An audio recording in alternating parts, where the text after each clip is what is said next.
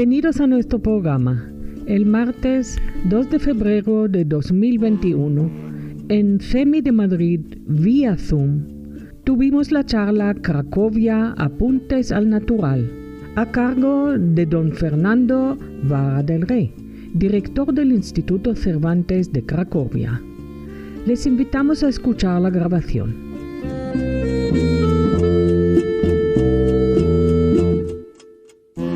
Para todas las señoras, tenemos el placer de tener entre nosotros a Fernando Martínez Vara del Rey, de Irezábal, que nació en Madrid en 1969 y se licenció en Derecho en Madrid también.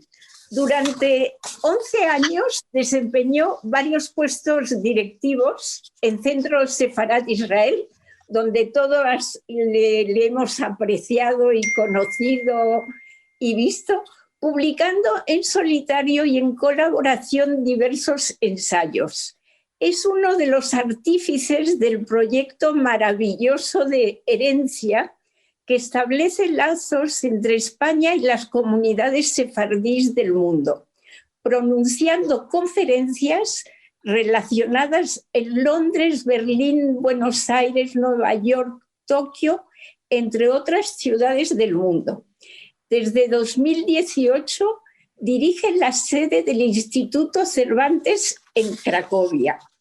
O sea que tenemos una suerte maravillosa. Y después de haber aterrizado 3 años en Cracovia, Fernando hoy nos contará su experiencia profesional y vital en Polonia y en el Instituto Cervantes. Entre otros aspectos, se referirá al ciclo Shalom Sefarad, que su institución impulsa y que despierta la atención de una sociedad históricamente ligada a la cultura judía. Fernando, no sabes cuánto te agradecemos tu presencia desde Cracovia, aquí entre nosotras en CEMI en Madrid.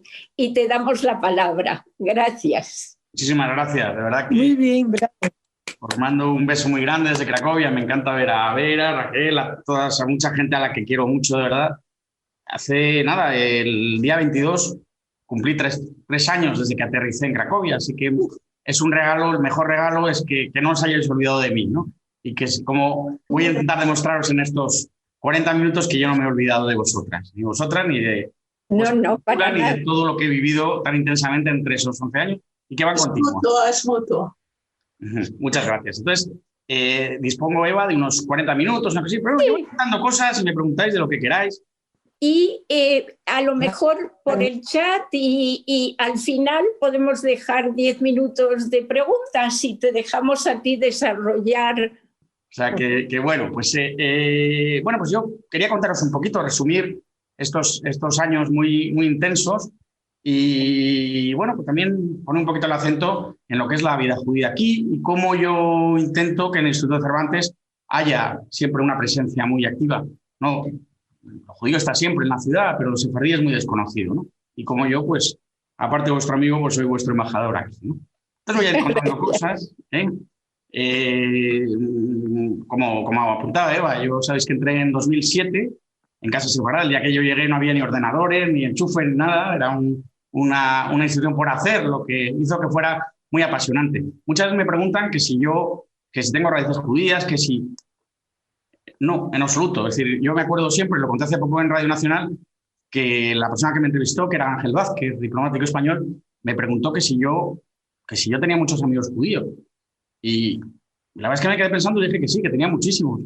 Pues Primo Levi, Groucho Marx, Maimónides, pero ¿cómo no van a ser mis amigos si han sido fundamentales en mi forja, ¿no? Como hombre de humanidades y demás, ¿no? Entonces, bueno, luego aprendí a quererles más, pero así fue un poco. Y lo que era pues una oferta de trabajo, pues se convirtió en una experiencia de vida maravillosa, ¿no? Que me acompaña siempre, donde he tenido una inmersión en un mundo que ha sido tremendamente generoso. Cuando todo el tópico de que el mundo judío es impermeable y demás, yo solo he tenido facilidades. He estado en muchas de vuestras casas, he estado en muchas de vuestras fiestas, he estado en Yom Kippur en la sinagoga, siendo casi el único católico, es decir, y todo eso pues lo tengo muy en el corazón, ¿no? Y es decir, eso crea una deuda sentimental que no voy a ser capaz de pagar nunca, Pero bueno, me gusta ir acortando los plazos poco a poco, ¿no? Son, como digo, 11 años y, bueno, pues muchas experiencias. Recordabas esa parte de herencia. Quizá hay algunos compañeros míos a quienes deslumbró mucho todo lo que es la fuerza del Estado de Israel, que yo respeto y quiero, pero para mí la gran revelación, por decirlo así, ha sido el mundo sefardí, ¿no? Es donde yo me he sentido siempre muy a gusto, donde me encontré unos españoles sin patria, se decía, hemos intentado que la tengan, y donde he encontrado pues, un mundo particularmente generoso, ¿no? Entrañable, un mundo que me ha hecho conmoverme hasta las lágrimas en muchos lugares del mundo. Ya lo conté una vez en CEMI, en una sesión como esta, que era un poco mejor porque era presencial, que es lo que me gustaría ahora mismo estar ahí con vosotros. Pero bueno, llegará.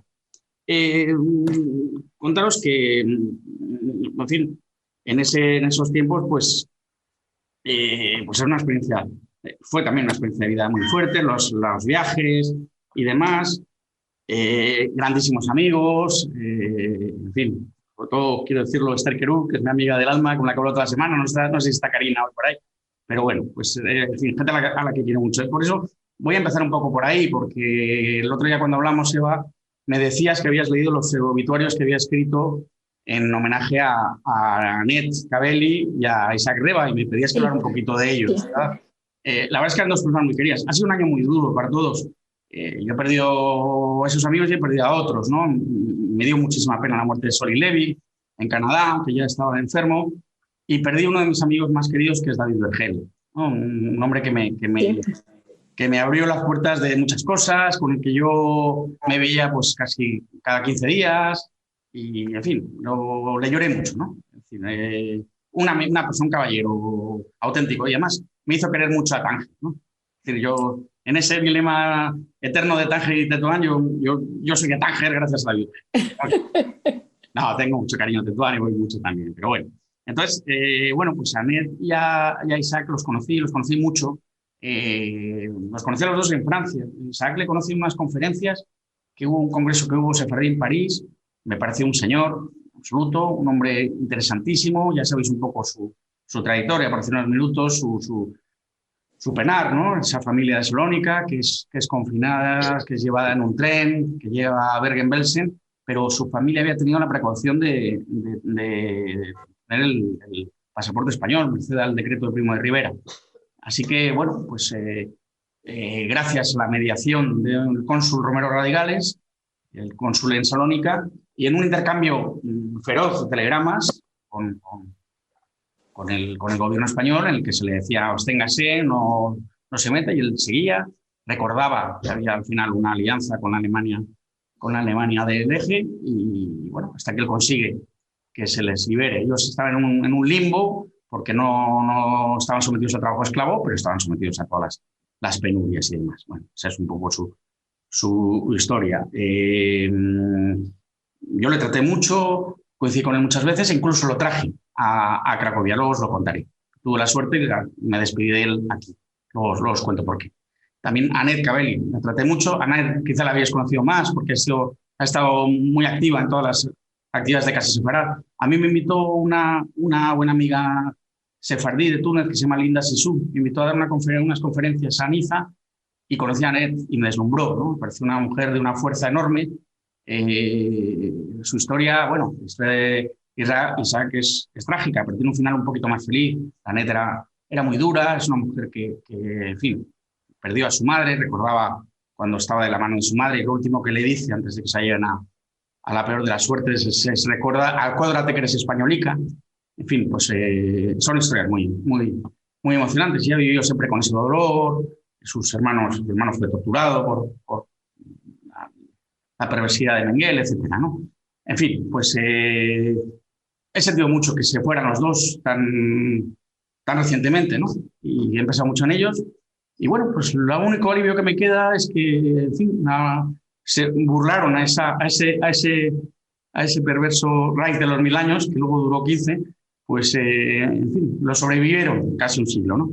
Y enterraron a sus verdugos. Así que creo que bueno, es el brindis que queda, además el de haber disfrutado de su amistad y su inteligencia, porque hay que ser muy valiente para, con 90 años, ir a otros países y dar testimonio, ¿no? Y enseñar y contar una historia, pero que es además también un vivero de valores, ¿no? Y de enseñanzas morales. Así que bueno, va por ellos también estas palabras. Bueno, os quiero contar que, como veis, solo tengo halagos para Casas para Israel. Yo les sigo llamando casa, que es como se llama cuando entré. Para todos los amigos que tengo, veo mucho a Miguel de Lucas, a Esther Bendán, a Judith, a todos son amigos muy queridos. Pero bueno, la pregunta es entonces, ¿por qué te vas, no?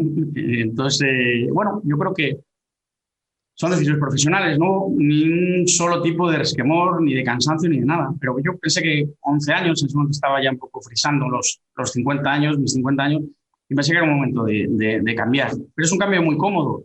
Yo solamente mandé un currículum, que era el del Instituto Cervantes, es lo que yo realmente quería hacer. No había vivido nunca, que casi todos vosotros lo veis, y creo que es algo que he aprendido del mundo judío, esa alegría, esa plenitud de vivir fuera, de aprender a querer a tu patria y a todo lo que valoras en la distancia, ¿no?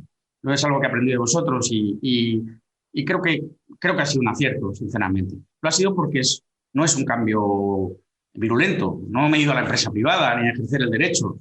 Me he ido a hacer prácticamente lo mismo, a hacer una solución de continuidad. Sigo representando al Ministerio de Asuntos Exteriores y sigo representando al mundo de la cultura, solo que ahora, en vez de divulgar la cultura judía, aunque me reservo una parte de mi actividad, lo que divulgo es el español y la cultura en español y demás, ¿no? Así que mi elección era clarísima. Es un hombre de humanidades, un hombre de cultura, y lo que quería es algo que valoro tanto como mi idioma y mi cultura, pues darlo a conocer. Teniendo en cuenta, aunque veis la bandera española que tengo aquí en mi despacho, que en el Instituto Cervantes representa la cultura en español. Así que, bueno, pues hay una relación más que fluida con las embajadas de otros países. Yo la semana pasada estuve en Varsovia en la despedida del embajador de Uruguay, que lamentablemente por el tema de COVID se cierra la embajada directamente. Y bueno, pues fue un privilegio porque éramos 5 y los otros eran la embajadora de Argentina, el embajador de Chile, el embajador me acuerdo, tenemos 4 embajadores sudamericanos y yo, ¿no? Lo que fue un privilegio. Así que, bueno, pues en nuestra programación hay siempre sitio para lo que venga de México, que venga de Argentina o que venga de Uruguay. En fin, son países más que amigos y bueno, una vez estaba yo en Cuba y me dijo un señor que la verdadera patria es la lengua, ¿no? Así que, en fin, lo tomé muy en cuenta. Así que, bueno, pues creo que fue un cambio muy agradable. Pero, ¿y por qué Cracovia? Bueno, cuando yo me postulé al Instituto Cervantes había varias sedes en Liza y bueno, pues parecía que mis pasos pues, me iban a caminar a Porto Alegre. De eso me contaban, no estaba muy claro, pero de repente me llamaron, una llamada gloriosa, diciéndome que había quedado libre Cracovia y que ellos pensaban que en una ciudad de tanta herencia judía pues yo podría encajar muy bien. Así que bueno, fue un cambio fantástico. Yo ya conocía Cracovia. La verdad es que lo conocí en unos términos más bien dramáticos, porque había estado en viajes de Yad Vashem, que son muy duros, muy intensos, y te enseñan una Cracovia, pues, en fin, testigo pues, de mucho dolor, ¿no? Sin embargo, pues bueno, he ido descubriendo la ciudad, 3 años da para mucho. Es una ciudad, es una especie de Salamanca, digamos, ¿no? Una ciudad muy, muy universitaria, en una ciudad de 800.000 habitantes, tenemos 13 universidades, ¿no? Lo que da para un mundo. Estoy hablando con la imaginación, porque lamentablemente desde marzo no hay nada de esto que os estoy contando, pero bueno, normalmente hay un tráfico de estudiantes magnífico, le da una alegría enorme. Digo que es un Salamanca también por el frío, inevitablemente.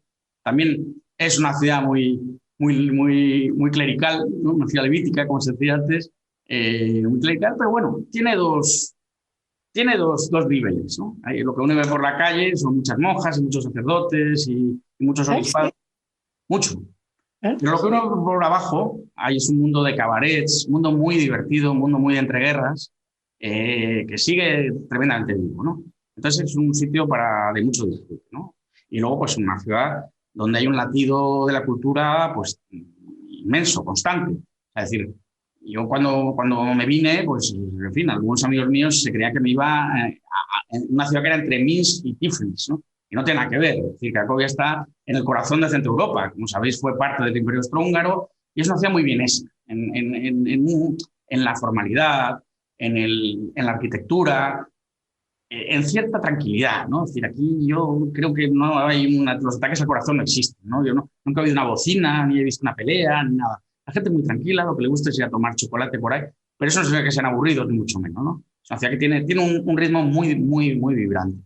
Y luego, pues para un gestor cultural es soberbia, porque hay una programación de festivales que casi te hace el trabajo, porque es constante. Hay festivales convencionales de jazz o de piano, etcétera, pero luego hay cosas curiosísimas, ¿no? Yo soy muy fanático de un festival de bandas sonoras de películas. Es una cosa extraordinaria.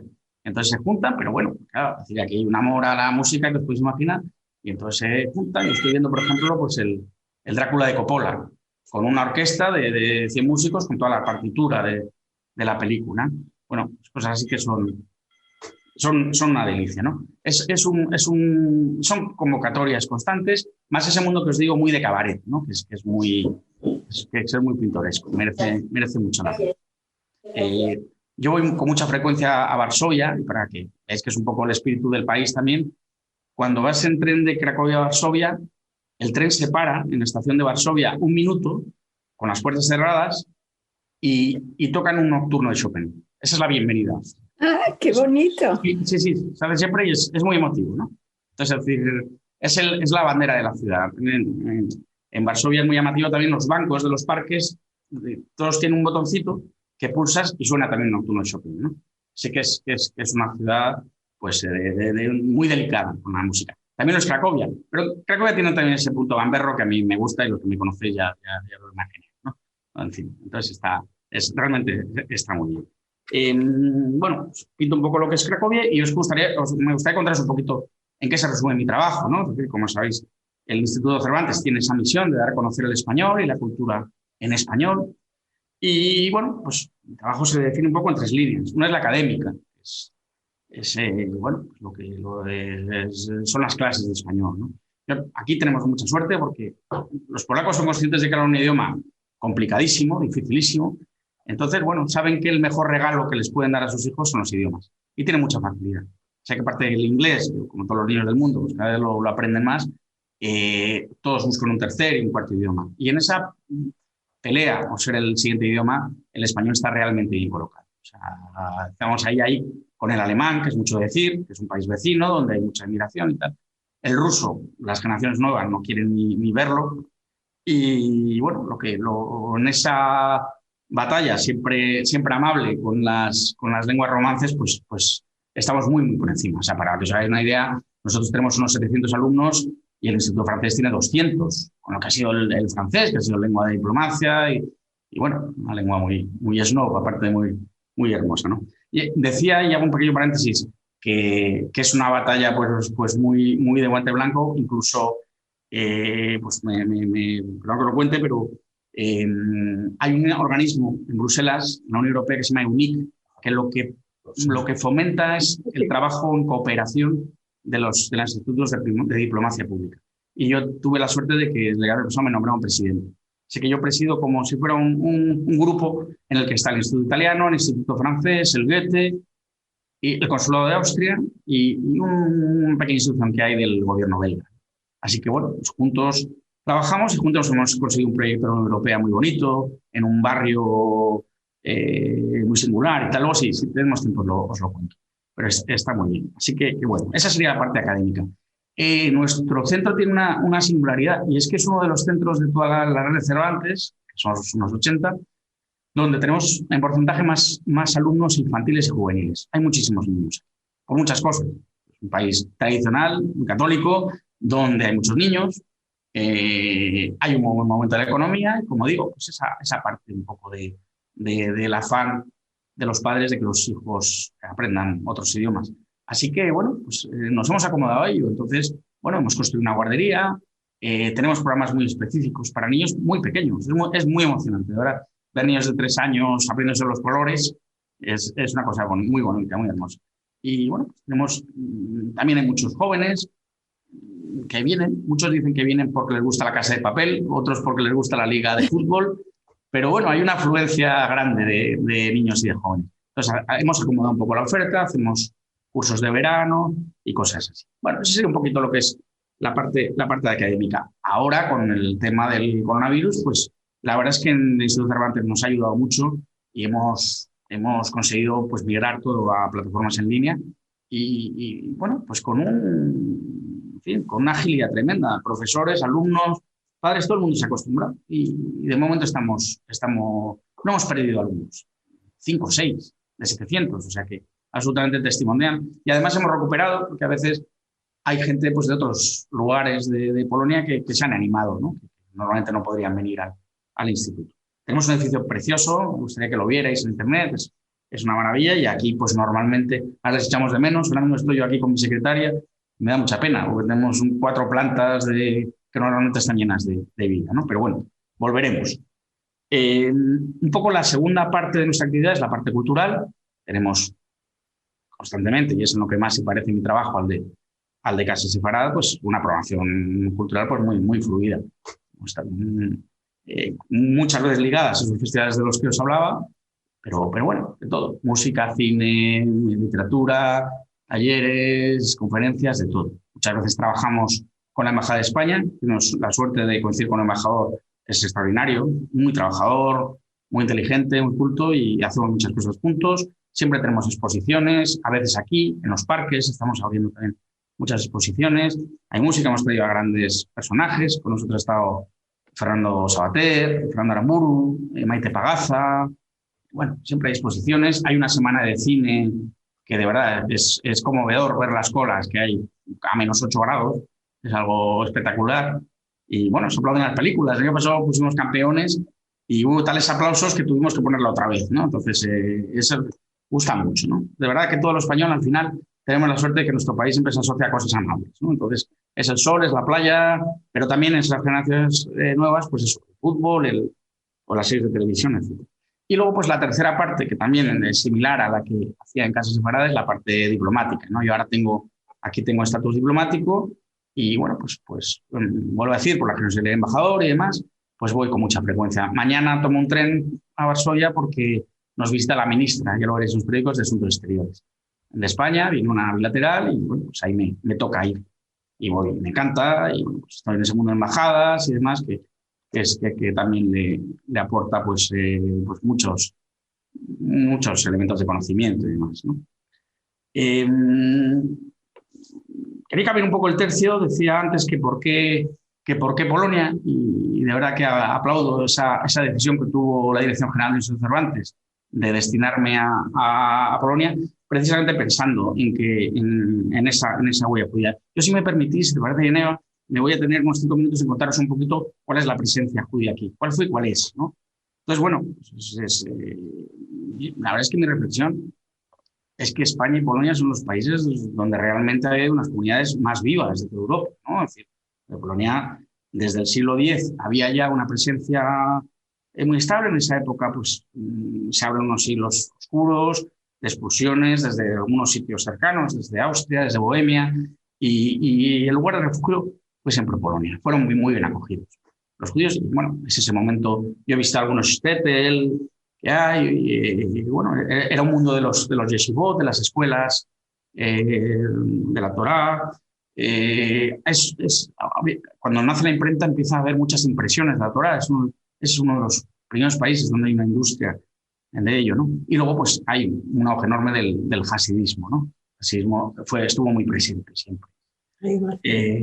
Después, sin embargo, sabéis que Polonia pasa por un trance muy duro en el siglo XIX, y es que se reparte en 3 el país. Se diluye la nacionalidad polaca. Una parte pasa a Austria-Hungría, es donde la región de Galicia, en la que está Cracovia. Una parte pasa a Rusia y una parte pasa a Prusia. Y se nota hoy en día. Es decir, vas a correr esas 3 ciudades y son 3 maneras de pensar y son además 3 arquitecturas diferentes y demás, ¿no? Yo después de 3 años distingo un poco. Se nota el que viene de la parte alemana, por ejemplo. En fin, de una manera de pensar diferente, ¿no? A ese cracoviano del sur, que no sé por qué siempre el sur en todos los países es gente que vive la vida con una filosofía más ama. Entonces, bueno, pasa un poco. En ese momento, sobre todo los que recalen en la parte rusa, que es el este, naturalmente, pues eso, es Varsovia. Hablemos de las fronteras de aquella Polonia, es decir, Bielorrusia, parte de Lituania, etcétera, empiezan a tener muchas dificultades. Empiezan a haber pogromos y demás, y son muy activos en la recuperación del Estado. Esa recuperación del Estado que ahora se ha cumplido 101 años, ¿no? De esa redefinición de esa recuperación del Estado nacional polaco. Así que bueno, pues antes de la Segunda Guerra Mundial, lo que era un mundo, y a mí, yo me acuerdo cuando entras en Yad Vashem, que te enseñan cuál es la vida del Shtetl, y me recuerda un poco este mundo. Era un mundo absolutamente, pues era un 10% del país, que es una barbaridad, ¿no? Y una vida, bueno, pues muy, muy activa y muy hermosa hasta que, bueno, llega toda la calamidad que conoces, ¿no? Pero bueno, antes de eso, un tercio de la población de Varsovia era judía. Y bueno, pues era un vivero de personajes extraordinarios, ¿no? Los hermanos Singer, que a mí siempre me ha gustado leerlos, pero aquí más. ¿Por qué? Bueno, es muy bonito ir a esas fábricas de Uch que te cuentan el hermano pequeño y demás. Era el mundo de Bruno Schulz, del poeta Tuvin. También, pues, Menachem Begin o Isaac Shamir son nacidos en esa Polonia. Y bueno, el Dibuk, como bien sabe Rachel, nace aquí en ese momento. Y luego yo he hecho descubrimientos que me han hecho mucha ilusión. Y uno es Billy Wilder. Billy Wilder es un judío de la Galicia. Es decir, bueno, al final, lo que para mí es un ídolo de juventud, pues estoy un poco en los surcos de su biografía, ¿no? Por mi cariño al mundo judío y por mi cariño a Polonia. Pues era un señor de aquí, ¿no? Como era la madre de Goscinny, el famoso guionista de Asterix y de Lucky Luke y demás. Su madre, bueno, nace en Argentina, ya en la diáspora, pero su madre es una judía galiciana. Así que es un mundo vibrante, es un mundo un poco de entreguerras y donde los judíos, pues, como en tantos sitios, pues encarnan toda esa fuerza intelectual. Bueno, llega la tremenda calamidad, todos sabemos, hay 3 millones de judíos asesinados. En fin, no quiero entrar en ello, pero sí me gustaría sugeriros un libro que a mí me ha impresionado después de tantos años leyendo sobre el tema, que se llama Tierras de Sangre. Si lo conocéis, de Timothy Snyder. Es un libro espectacular, de verdad, y lo cuenta realmente bien y cuenta todo lo que fue y lo que es una tragedia, lo que es una mutilación de la humanidad, no sé. Después de ese infierno en la tierra, quedan apenas 100.000 judíos. Algunos, de repente hay una pequeña repoblación porque hay un cambio de fronteras. Sabéis que Polonia pierde fronteras al este y las gana al oeste.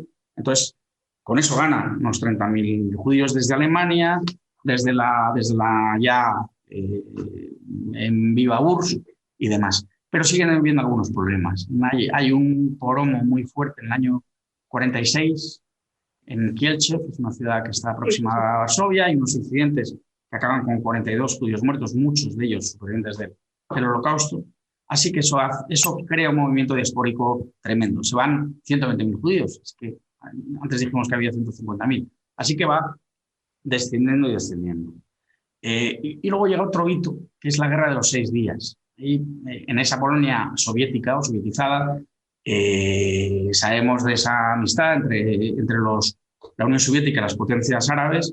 Y eso hace que en fin, hay una ruptura de relaciones con Israel y como efecto pues terrible a los judíos se les apea, sobre todo se les expulsa del partido único, a muchos se les quitan sus cátedras, etc. Y eso crea otro movimiento diaspórico más. Así que va quedándose muy, muy pequeño.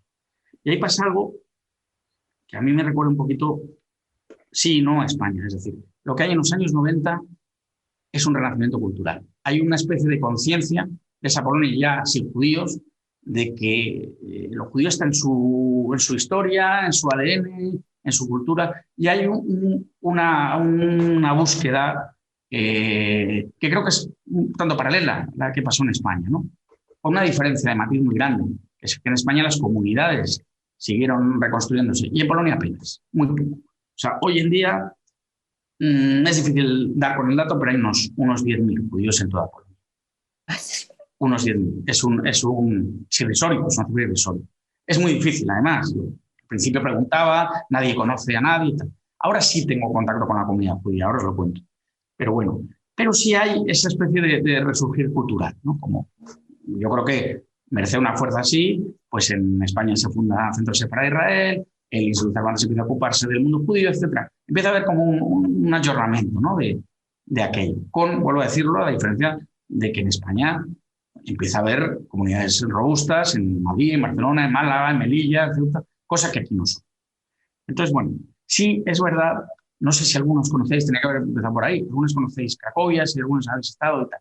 Sí es una ciudad donde, los judíos están muy en el paisaje. aunque es a menudo podríamos ser judíos, pero está en el paisaje. Es decir, hay dos barrios, principalmente. Uno es el barrio de Kashmiers, que es el barrio judío por excelencia, un barrio bellísimo y donde está muy, muy presente. Bueno, a veces de una forma un poco perversa porque es una atracción turística. Entonces, ves cosas a veces un poco forzadas, ¿no? Pero bueno, los bares se llaman el bar Ariel o el bar Mesusá y cosas así, ¿no? Pero hay joyas. Yo voy a veces a una antigua sinagoga reconvertida en bar y es maravilloso. Es un sitio absolutamente maravilloso, con toda la planta y demás.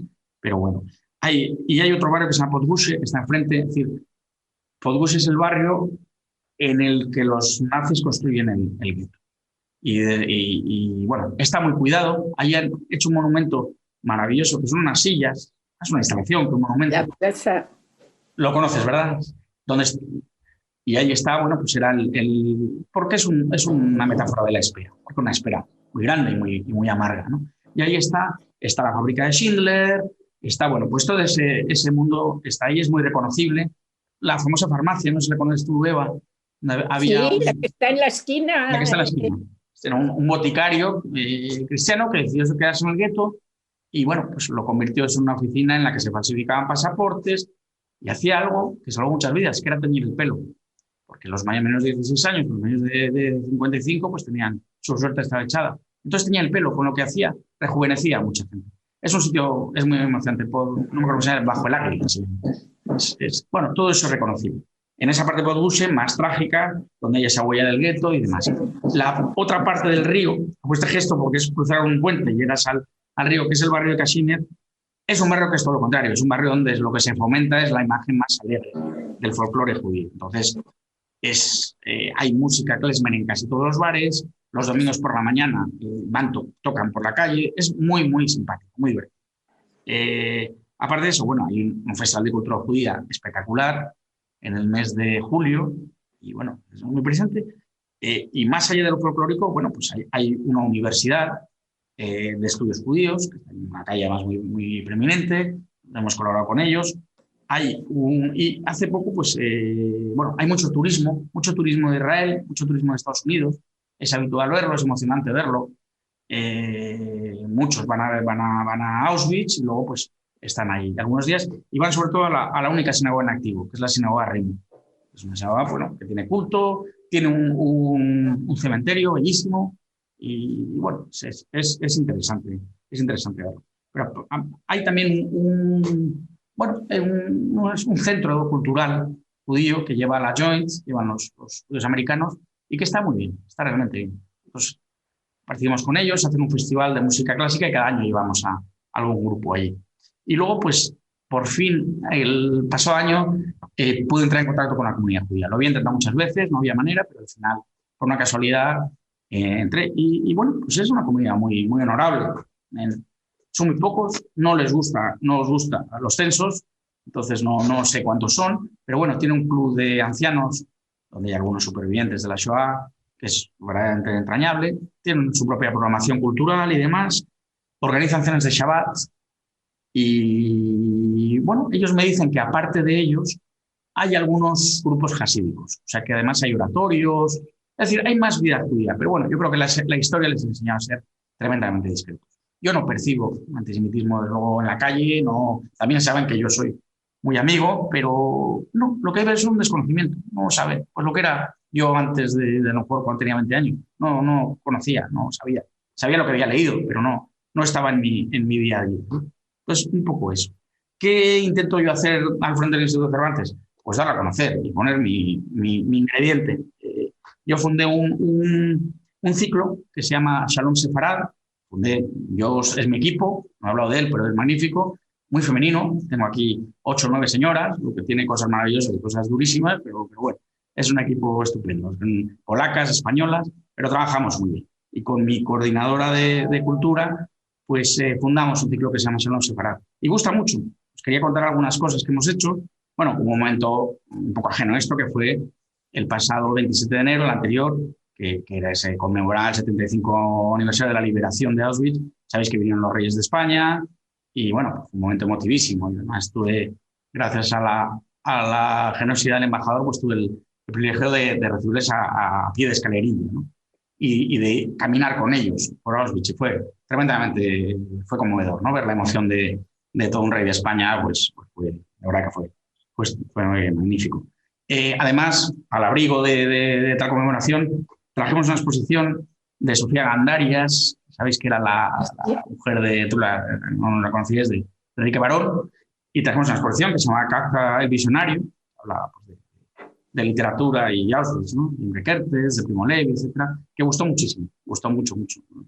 Reportajes en televisión y demás, y fue muy, la verdad que creo que muy oportuno. Después, bueno, pues hemos trajimos una exposición que se llama Descubre Sefarad, de la red de juderías, que está muy bien, que habla de Toledo, de Ávila, de las ciudades que forman parte de la red de juderías y que sobre todo que son depositarias en esa memoria arquitectónica de la España judía. Gustó mucho. Yo además tuve un regalo adicional y es que gustó tanto que me llamaron de varios institutos Cervantes del mundo, de Berlín, de Tokio, de Albuquerque, de ciertos continentes, para pedirme que ayudara a llevarla y para que fuera yo también. Así que tuve pues la alegría de poder hablar en Tokio de todo lo que era mi experiencia con el mundo de Sefarad y tal, que luego era muy emocionante. Además, lo curioso es que fueron los hispanistas japoneses los que pidieron que se hablara de Sefarad. Había oído algo, pero no sabía muy bien qué era. Entonces, bueno, pues compusimos un ciclo y tuve la suerte de estar.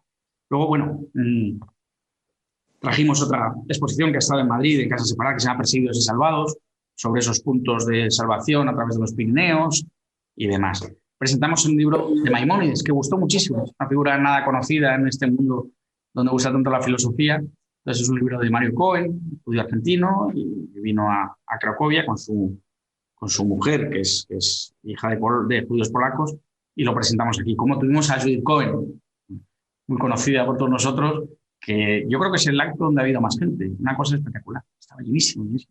200 personas, no sé cómo cabían ahí escuchando pues, los romances de Judith Cohen.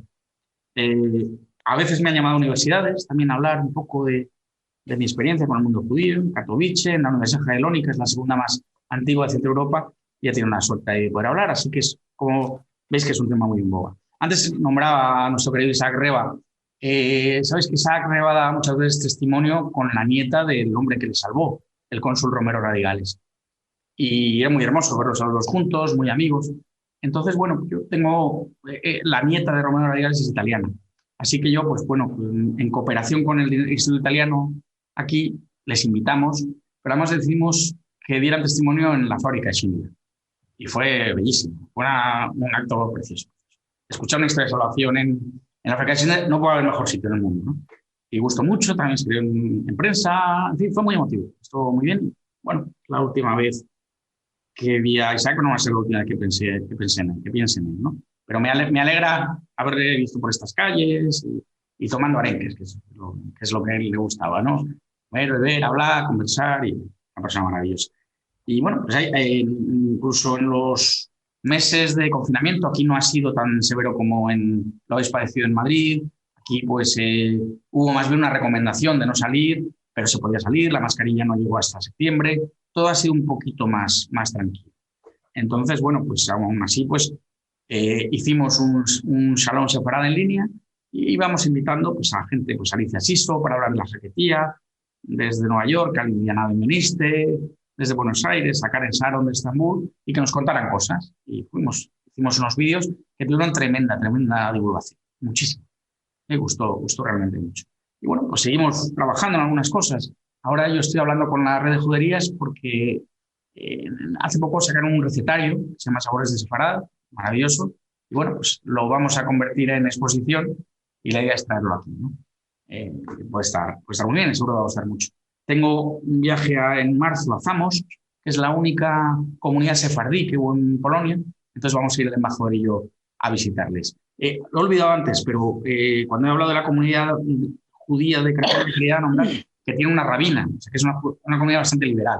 Una mujer muy guapa, que te pega 2 besos directamente, que es actriz, que es rusa, bueno, uno de esos personajes fascinantes que uno se encuentra por el mundo, ¿no? Entonces, bueno, es una comunidad bastante abierta. Y luego, pues, una cosa un poco noticia casi de última hora, y es que hace poco también las redes juderías tienen un concurso de microrrelatos sobre el mundo judío. Yo el año pasado presidí el jurado y este año se les había ocurrido que se exportara a estudiantes de español de otros países. Entonces me pidieron que les eche una mano, con la Consejería de Educación y lo han aprobado. Así que este año el concurso de microrelatos serán niños españoles, niños de España, pero también niños polacos, estudiantes de España.